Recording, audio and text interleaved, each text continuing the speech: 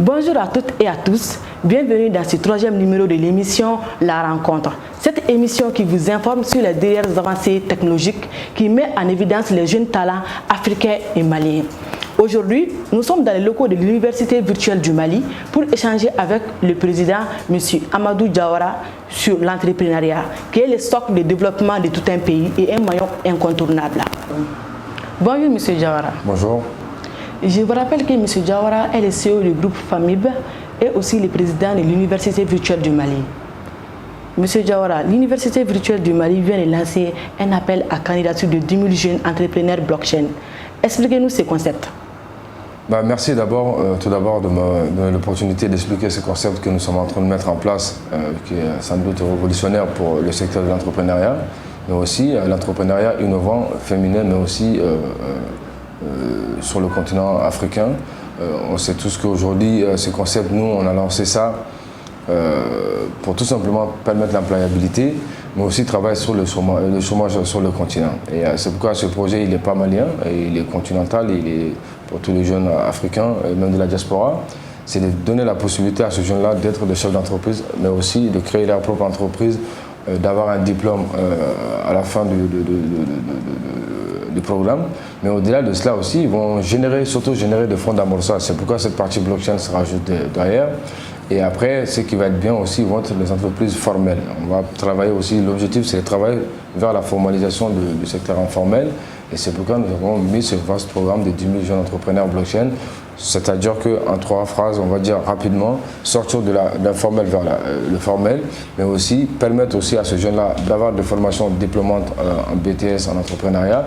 Et second plan, aussi permettre de travailler sur le chômage sur le continent. Nous savons que c'est une des problématiques, en tout cas, que nos pays connaissent pour être source de tensions sociopolitiques dans nos pays. L'entrepreneuriat est en plein essor dans notre pays, le Mali. A-t-il été l'une de vos motivations? Évidemment, moi-même, vous avez énoncé tout à l'heure que je suis le CEO du groupe FAMIB. Avant d'être dans l'enseignement en ligne, je suis avant tout le CEO du groupe FAMIB parce que aujourd'hui, j'ai compris que seul le numérique peut faire de miracles et nous savons que c'est la meilleure ressource, je le dis à chaque fois que j'ai l'occasion de le dire, au monde. Et pour pouvoir utiliser cette ressource, il va falloir créer des entrepreneurs. Et pour cela, il faut qu'on arrive à mettre en place un écosystème dynamique aussi. Et pour cela, il faut qu'il y ait plusieurs entrepreneurs. Et nous, on a mis l'entrepreneuriat blockchain en place. Pourquoi on a combiné, on pouvait faire juste un BTS en entrepreneuriat. Mais le fait qu'on a reçu cette partie blockchain, on sait qu'aujourd'hui, pour pouvoir travailler en fonction des objectifs de développement durable, il va falloir travailler sur le secteur de l'éducation, de la santé, etc. Et on veut d'abord les former pour être des entrepreneurs. Mais c'est que je ne vais peut-être pas avoir le temps d'expliquer ici, ils vont être des entrepreneurs de tout bord en fait. C'est-à-dire qu'il y a plusieurs d'autres formations qui vont bénéficier des certifications. Donc dans chaque secteur, on va avoir des entrepreneurs. C'est cela qui va impacter, qui va avoir un impact positif sur l'économie du continent, mais aussi travailler aussi sur la jeunesse, aussi éviter l'exode rural, parce que c'est l'un des objectifs majeurs aujourd'hui, c'est la fuite de nos cerveaux. Mais c'est aussi travailler à ce que nos gouvernements puissent aussi être indépendants de l'aide publique au développement, plutôt continuer, parce que nous savons que la diaspora, l'aide qu'elle envoie, elle est beaucoup plus importante que l'aide publique au développement, mais nous voulons que nos jeunes restent sur le continent et qu'ils arrivent à créer des entreprises et qu'ils arrivent à payer, disons, plus de taxes à nos gouvernements, ce qui va permettre à nos États d'être un peu plus forts, au moins, entre guillemets, une certaine autonomie financière, on va dire. À la fin de cette formation, les bénéficiaires devront s'entendre à quoi? Car nous voyons que dans les rues, il y a beaucoup de jeunes qui ont des diplômes, qui ont suivi des formations, mais jusqu'à présent, ils n'ont pas de travail. Vous savez, en fait, l'Université virtuelle du Mali, nous avons lancé ce vaste programme aujourd'hui d'entrepreneuriat, mais nous avons des formations en DUT, en licence, en master, et ces formations sont là, ils sont orientés vers le nouveau métier. C'est-à-dire que nos États forment des profils obsolètes qui ne servent à rien et qu'eux, ils ne pourront même pas les recruter derrière et que ces profils, il y en a qui beaucoup vont disparaître, beaucoup vont s'adapter. Je vais prendre l'exemple des cas des comptables. Je n'ai rien contre les comptables, mais avec aujourd'hui les logiciels de gestion qui sont aujourd'hui disponibles, d'ailleurs que nous, le groupe Famille, on est éditeur de pas mal de RP, les métiers de comptable vont s'adapter.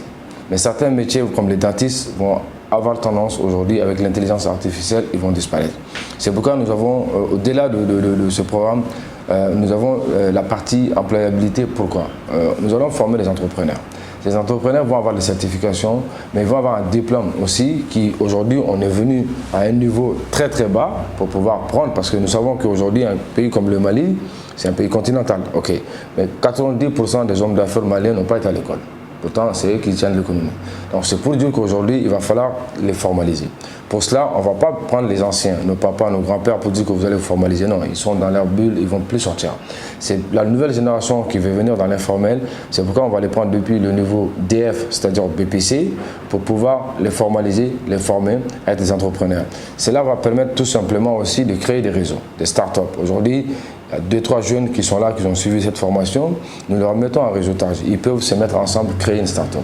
Ça veut dire qu'il y en a un qui va être le patron, l'autre qui va être le commercial, l'autre qui va être l'administratif, l'autre qui va être le technique. Donc l'idée, en fait, il n'y aura pas de chômage à la clé. Mais la blockchain aujourd'hui est sans doute, c'est comme si je vous parle d'Internet il y a 70 ans. C'est cette technologie qui va révolutionner, qui va travailler sur 2 segments essentiels. 3, on va dire. Ça va travailler sur l'inclusion numérique, financière, mais surtout sur l'exode rural. Et pour cela, il n'y aura plus de chômage.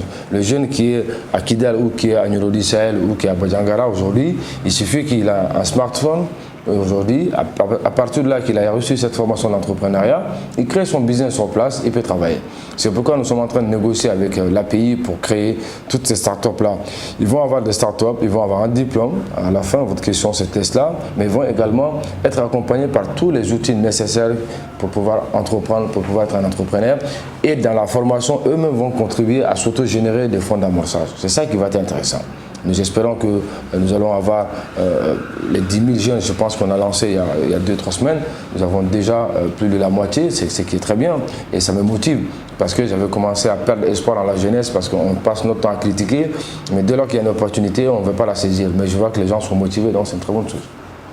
Pour pouvoir postuler, quels sont les documents à fournir, la date limite de dépôt et la date de démarrage des formations? Bon, moi je pense qu'aujourd'hui les documents à fournir c'est simple, hein, c'est juste le dernier diplôme qu'on a, c'est pourquoi on est descendu au niveau DF, BPC et après ça va être l'acte de naissance, tous les documents classiques qu'on donne dans une école, donc je pense qu'il n'y a rien de compliqué à cela. Aujourd'hui, après la date limite, nous avons mis une première date et les gens nous ont appelé de la Guinée, de partenaires comme Action mais autres, de d'autres pays, qui ont dit oui mais dans notre pays les gens n'ont pas vu encore longtemps donc on repousse un peu et on a repoussé et c'est même été une bonne chose parce que ça va nous permettre d'avoir les 10 000 jeunes et parce qu'au Mali, on n'a pas eu l'engouement des 10 000, on a eu peut-être 2 000, 1500 jeunes maliens, mais à l'échelle continentale, nous sommes en train d'avoir les 10 000. Ça, c'est très bien. Donc, la date limite, je pense que c'est le 20 septembre. Donc, après ça, nous allons fermer et puis les gens vont commencer à prendre leur cours. Mais je rappelle qu'attention, tout est fait online. C'est-à-dire que notre cursus à l'Université virtuelle du Mali, c'est online. Parce que d'ailleurs, l'Université virtuelle, ce n'est pas que nos DET, nos DET licences qui sont à 100 000 francs CFA, parce que c'est financé par le groupe Famille. C'est pourquoi c'est quasiment zéro. On n'a même pas mis zéro parce que quand c'est zéro, les gens ont tendance à ne plus accorder d'importance. Il va falloir qu'ils payent un petit peu. On a mis nos masters à 200 000 aujourd'hui et tout ça c'est du online et on en a plusieurs disciplines. Mais ce qui est bien avec la crise de Covid-19, nous avons ajouté aussi le complexe virtuel Kingi qui prend depuis la maternelle jusqu'au niveau universitaire. C'est-à-dire que depuis le jardin d'enfants, on va dire, le collège, le lycée, etc. Donc tout le monde est là, primaire, secondaire. Il y a une bibliothèque qui est là pour tous les types d'ordres d'enseignement qui va permettre aujourd'hui à ces gens-là d'avoir aussi à cette population de jeunes ou tout simplement aux professionnels aussi de pouvoir aller lire aujourd'hui parce qu'on ne lit plus aussi, c'est cela. Ouais. Si vous êtes jeune, vous voulez entreprendre, être votre propre chef, alors inscrivez-vous sur les liens qui s'affichent en bas de votre petit écran. Monsieur Diawara, nous arrivons à la fin de cette interview. En tant que jeune entrepreneur, quel conseil avez-vous à donner à cette jeune génération qui est confrontée à plusieurs maux, notamment le chômage? Le conseil que j'ai à donner aujourd'hui, il est évident. Aujourd'hui, il faut dire qu'entreprendre, ce n'est pas donné à tout le monde. Il faut qu'on se le dise aussi, tout le monde ne va pas être chef d'entreprise. Mais faire une formation diplômante, aujourd'hui, il va falloir aller les chercher, il faut le faire. Après, qu'on décide d'entreprendre ou de travailler pour ses parents ou de travailler pour un collègue, tout cela est possible. Mais ce qu'on doit prendre aujourd'hui, c'est de savoir qu'il faut qu'on arrête d'attendre que ce soit nos papas qui nous donnent tout. Et moi, quand j'entends des gens dire que oui, mais moi, je n'ai pas les fonds, nos banques sont frileuses, ils ne vont pas financer. Et déjà, le Mali traverse une crise sécuritaire extraordinaire que nous connaissons tous. Avec la pandémie à Covid-19, là, ça a rajouté une couche énorme. Et là, aujourd'hui, avec la crise sociopolitique, ça veut dire qu'il n'y a plus d'espoir. Mais il faut se dire que l'espoir est permis. Et c'est pourquoi nous, on a voulu donner l'espoir à ces jeunes-là. Leur dire que venez entre-temps, au lieu de rester à pleurnicher, venez apprendre à être des chefs d'entreprise aujourd'hui. Nous allons les former. À la sortie de cela, l'autre qui veut être mécanicien, mais il est quel type de mécanicien? Formé pour être un entrepreneur, travailler, gagner de l'argent. Dans des pays comme la France ou aux États-Unis, les métiers que nous aujourd'hui sont les métiers péjoratifs chez nous, c'est là qui gagnent de l'argent. Croyez-moi, si je vous dis, c'est qu'un agriculteur ou un mécanicien chef de garage en France, il gagne, et c'est qu'un gars qui se la raconte ici au Mali, qui peut se prendre pour un boss. Donc, c'est pour dire qu'en fait, il n'y a pas de sous-métiers. Nous allons apprendre les gens à utiliser, quel qu'en soit le métier où ils veulent faire, mais de les structurer, de les formaliser et de les utiliser pour cela. Le seul conseil que je peux leur donner, c'est de croire que l'espoir est permis. Il n'y a jamais de bons moments. Et pendant cette période trouble que nous connaissons, par exemple au Mali et dans le Sahel et partout en Afrique, c'est le moment d'entreprendre d'ailleurs. Il faut qu'on arrête d'attendre aussi, de tendre la main pour attendre l'aide publique au développement. Il ne va rien changer. Les PTF vont donner, vont essayer de faire, mais cela vient avec des projets, avec des idées arrêtées. Mais nos réalités socio-culturelles, notre environnement, c'est nous qui les savons, c'est à nous de travailler. Les gens peuvent venir nous aider, mais ne pourront pas tout résoudre pour nous. Voilà ce que je voulais dire. Alors, nous vous remercions d'avoir accepté notre invitation, malgré votre agenda téléchargé. Je vous remercie, vous savez que je parle beaucoup, donc même si la journée est chargée, dès lors que vous me donnez la parole, moi je ne m'arrête plus. Donc en tout cas, merci à vous et à très bientôt. Chers téléspectateurs, nous arrivons au terme de cette émission. Je ne vous apprends pas que le numérique est la 4e révolution industrielle. Alors, ne restez pas en marge de cette révolution. Inscrivez-vous massivement via les liens qui s'affichent en bas de votre petit écran. Moi, je vous donne rendez-vous le mois prochain pour un autre numéro. Portez-vous bien, qu'Allah apaise notre pays, le Mali. À la prochaine.